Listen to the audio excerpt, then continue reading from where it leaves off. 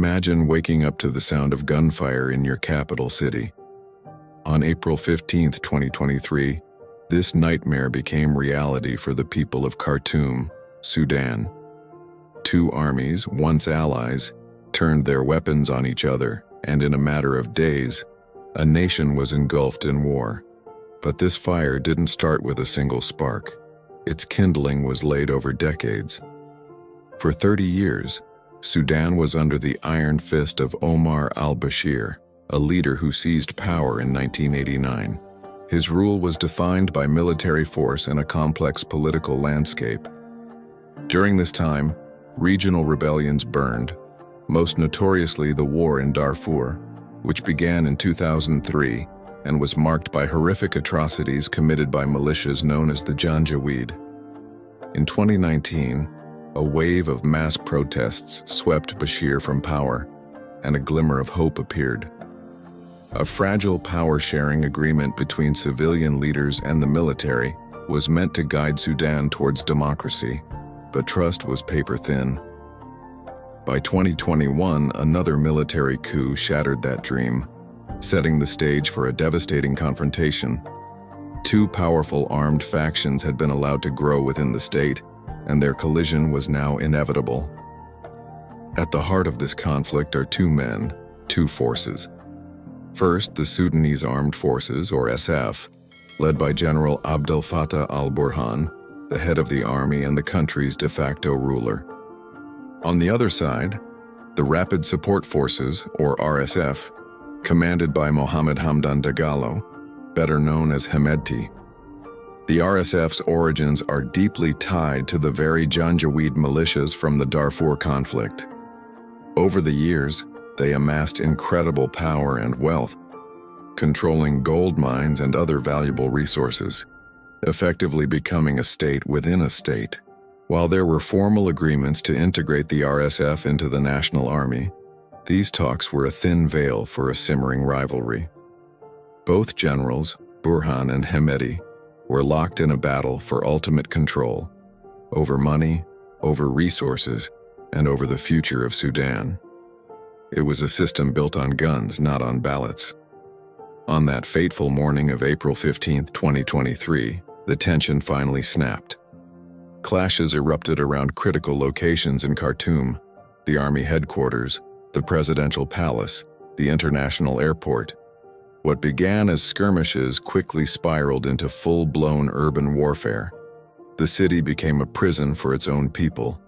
Thousands were trapped in their homes as fuel supplies were cut.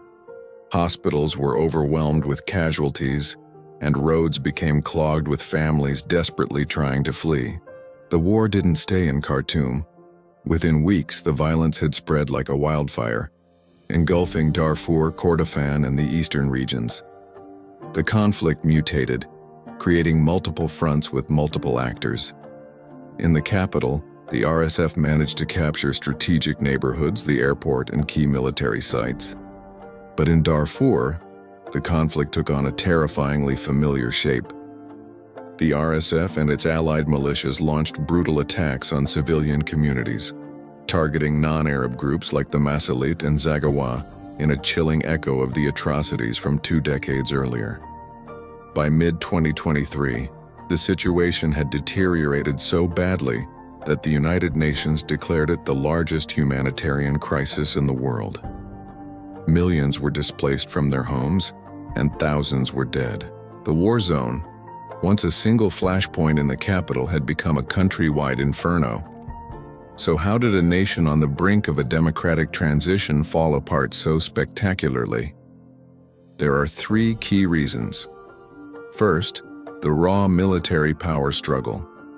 The core of the conflict was the fight between the SAF and the RSF over who would control the nation's military. The plan to integrate the RSF into the regular army became a battle for dominance. Neither side was willing to give up power, and both saw the other as an existential threat. Second, a fierce competition for resources. This wasn't just about military command, it was about wealth.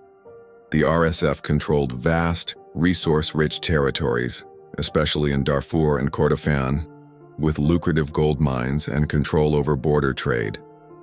The official army, representing the central state, tried to reassert control over this wealth, leading to a direct economic clash.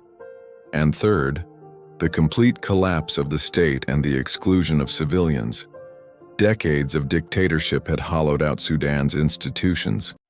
The economy was in ruins, soldiers were going unpaid, and the fragile transition to civilian rule crumbled under the weight of military ambition.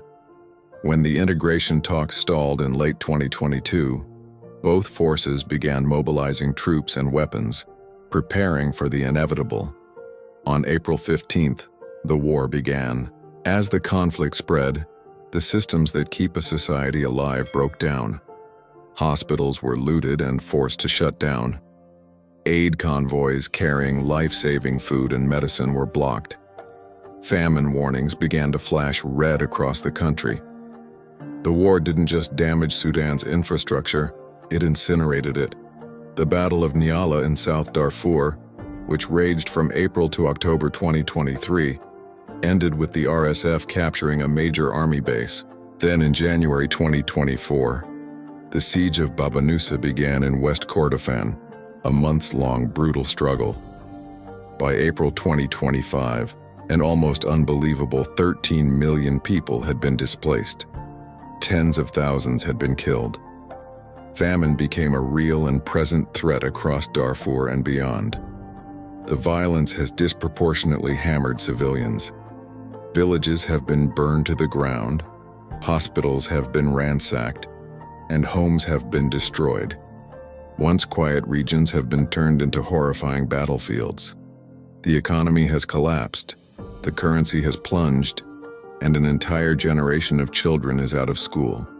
The country's very future has been torn apart. By early 2025, a year into the conflict, the SAF managed to retake parts of Khartoum, including the symbolic presidential palace. However, the RSF still held vast swathes of the country, particularly in the west. The grim reality is that this war may not have a simple end. Many now fear that Sudan is heading towards a permanent partition, a fracturing of the state itself. And that is the ultimate irony. A nation that had struggled for so long to unify after decades of dictatorship began to break apart at the very moment it attempted a transition to a more inclusive future.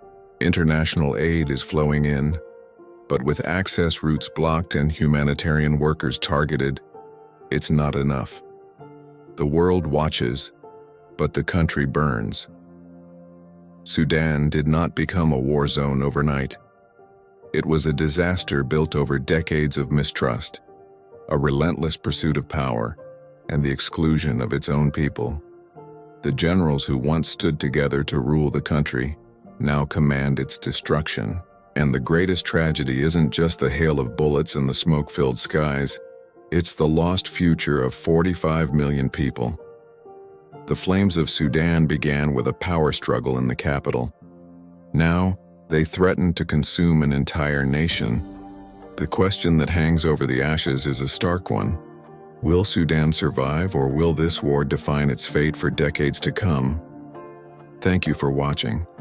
If you found this video informative, please consider liking and subscribing to our channel for more in-depth stories from around the world.